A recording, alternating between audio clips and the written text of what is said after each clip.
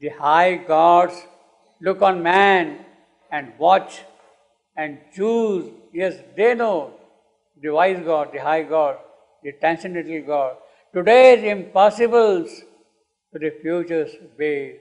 So what appears to be impossible today, that will become the foundation for tomorrow.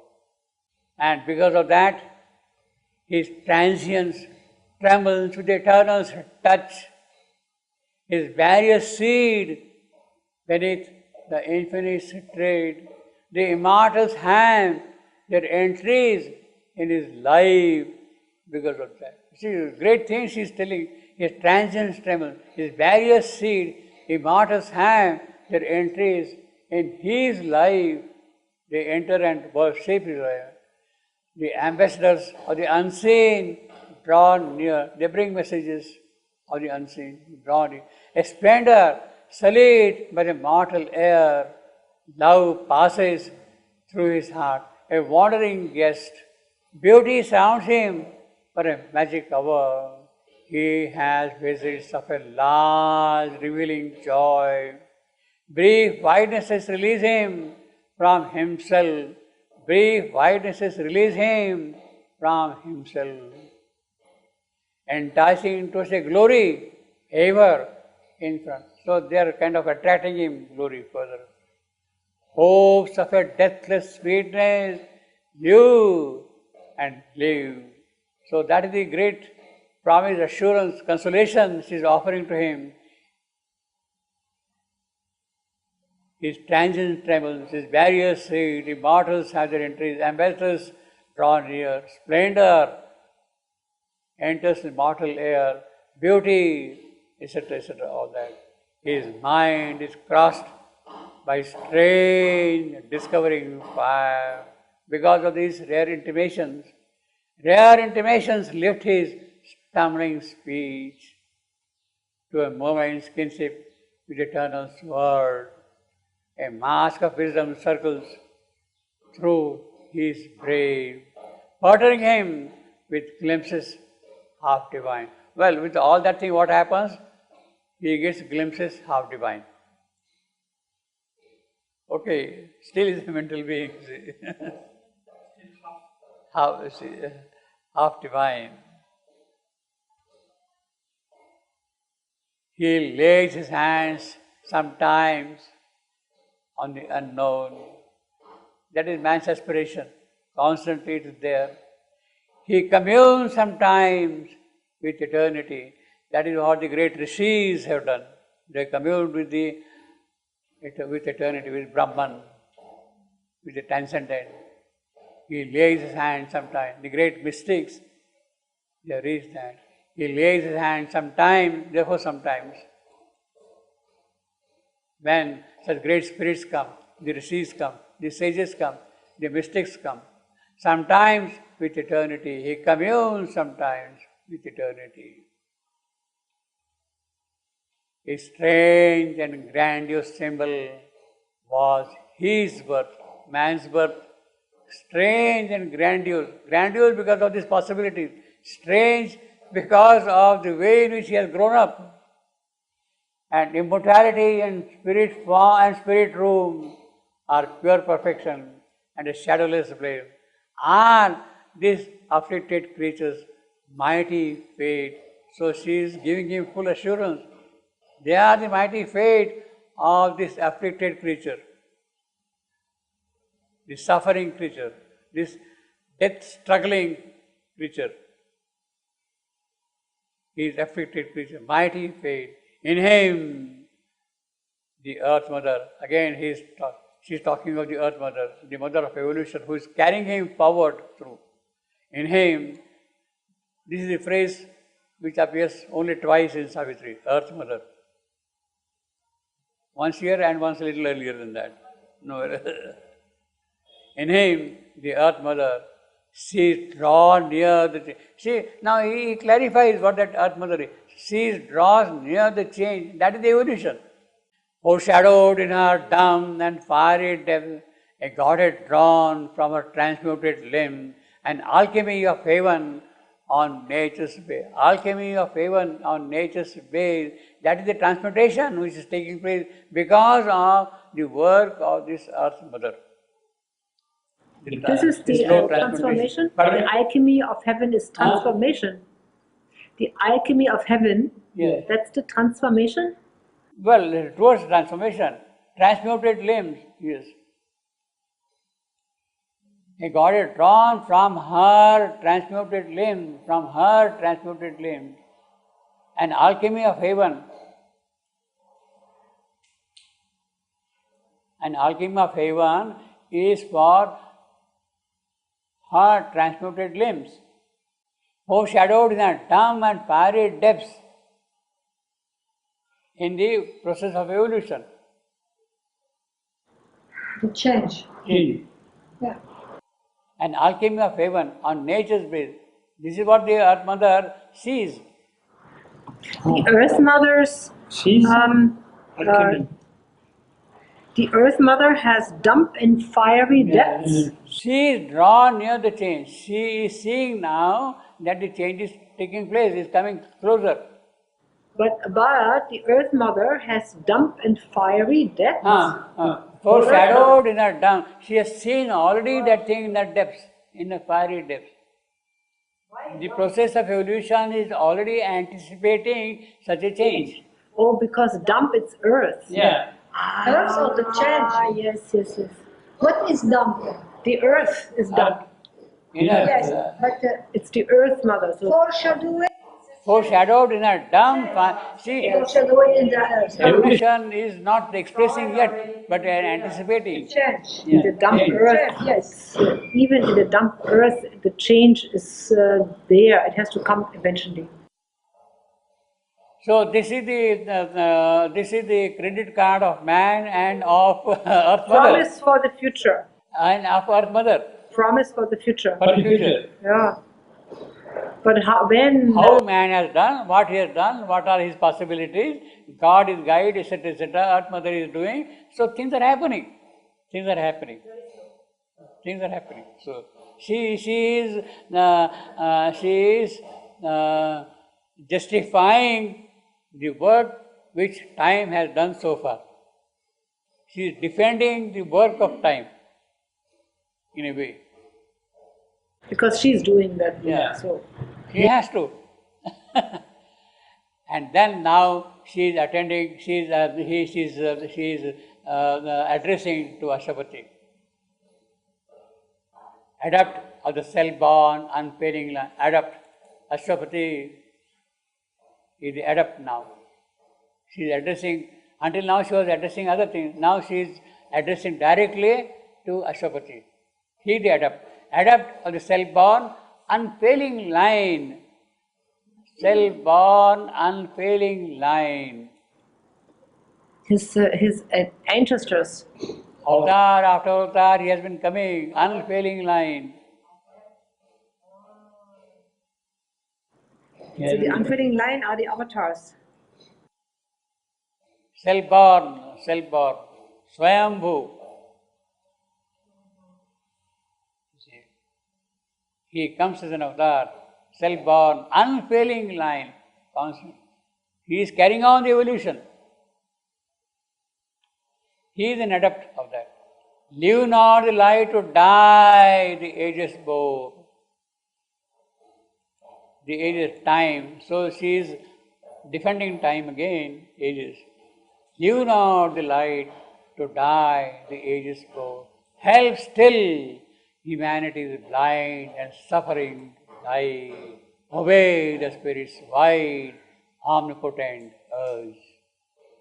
You want to help man, you are the adept of the self-born, unfailing line. You are the avatar. We have been working for that. Hence still humanity is blind and suffering life. Obey the Spirit's wide, omnipotent urge. That is the urge of the Spirit itself towards that growth, towards that change, that transmutation, that alchemy. That is the Spirit's urge itself, you see. A witness to God's parley with the night. He is the witness to God's parley. He has been observing what God is speaking tonight.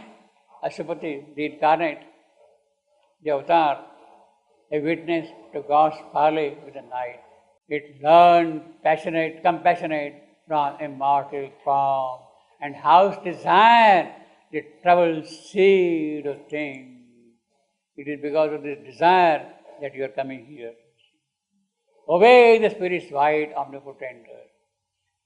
So she is addressing you as an adept, and then she also says, a witness. He is a witness to all these things happening here. And then she tells him, ascend to thy high self. You have come from that unfailing line. You have come from that unfailing line. Ascend to thy high self. Create, endure, suffer for this world. Creation. Cease not from knowledge. Let thy toil be vast. So she is insisting that he has to do still work. He has to keep on toiling still. No more in earthly limits can thy foe equal thy work with long unending time. Cease not from knowledge, obviously. Let thy toil be vast. He cannot stop his work. No more in earthly limits pen thy foe. Now this is a terrible line. No more in earthly limits pen thy foe. You are belonging to that interminable line, self-born, unfailing line. Don't limit your work To the earth alone. to earthly limits, in earthly limits. But if he is supposed to walk within the earth, No more in earthly limits. Don't remain confined. There are vaster areas still to be covered. Means you can continue Yes. out Yes. of the Yes. time. Yes. Now, this line in the revised edition, they have made it no more can earthly limits pen thy force. No more. can. That in has become can. Can actually Oh yeah, no. Absolutely. He has to work in the earthly limits. No more can earthly limit pen thy force. That's wrong because he has to limit also himself Yes. here. How does it translate? Oh, no, exactly like this. In? Yes. Is it in or can? In. In. Done. Down. Done. Down limit. That is correct. that's correct. Yes. It's a wonderful phrase. It means we understand from this phrase why Sri Aurobindo left his body. Yeah. He continued outside. Yeah, obviously. No more can earthly limits pen thy force. Well, that is not a very big statement. He is already a son of strength. So there is no question of earthly limits confining his effort. His force. Yeah, the body, it's earthly limit. Actually, the little history is no more in earthly limits pen thy force. That is the line as it occurs in many of Sri Aurobindo's handwritten manuscript himself. Why do they change it? How can they Throughout change it it? is in his own handwriting. But in the last but one copy, manuscript, he writes above in can. Only the last one. He writes above in can. See, in is not struck off. Both is valid. In is not struck off, but he has written above that can. So he means boss. Now, pardon me? He means boss. Is Sri Aurobindo. Well, he has kept that thing at that moment undecided. Yeah, undecided. He has kept it at that moment undecided. Whether it should be in or can, that he has left undecided at that moment. For whatever reasons it be. Maybe he wanted to revise the whole line in a different manner, whatever it is, but he had kept that thing suspended. Can is there, in is not struck at all. Now, obviously, when a fair copy of it is made, Nirodharan would go and ask Sri Mister, what do I do? Whether I put can or in? What do I write? What do I write? Sri of course says in. Otherwise, how does he copy in?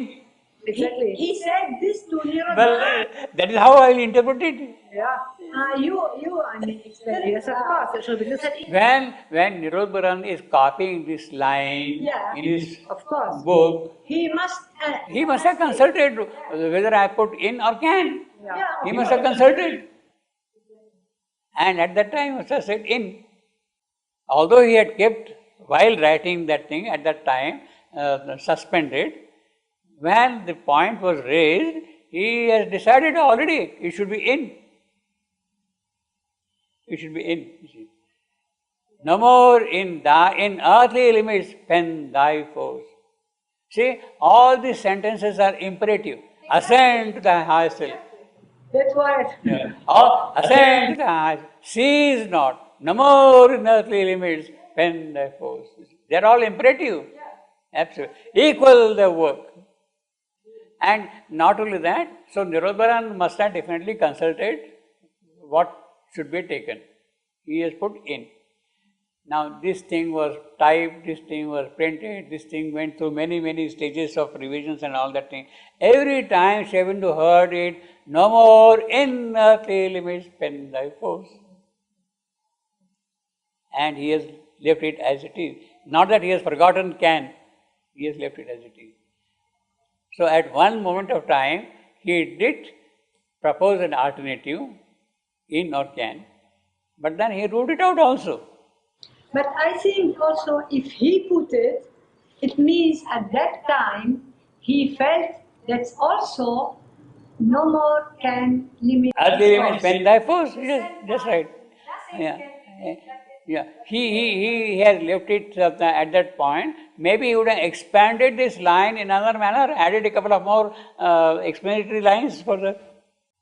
So I will go on entirely by no more in earthly limits pen thy force. It is an imperative statement.